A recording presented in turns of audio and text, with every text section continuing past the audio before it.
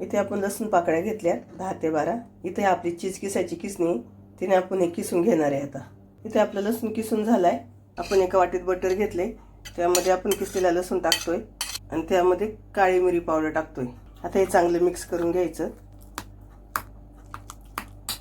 इथं आपलं बटर आणि लसणाची पेस्ट तयार झाली आहे. ते आपण साईडला ठेवूया. ब्रेड घेतलाय, त्यावर लावून घेऊया हे बटर.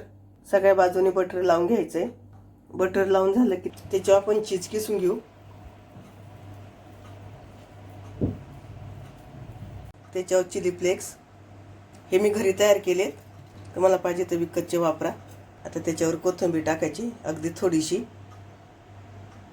अशा प्रकारे आपले गार्लिक ब्रेड तयार झालाय.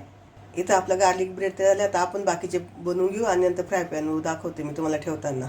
आपला फ्राय पॅन तापलाय, त्यावर आपण बटर टाकून घेऊया.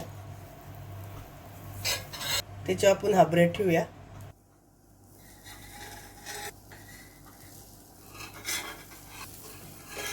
इथे गॅस बारीक करणार आहे आपण. आता त्याच्यावर आपण झाकण ठेवून घेणार आहे. इथे आपण झाकण काढून बघूया. बघा किती छान झालेत आपले तयार. गॅस बंद करू आणि प्लेटमध्ये काढून घेऊया. इथे आपले गार्लिक ब्रेड तयार.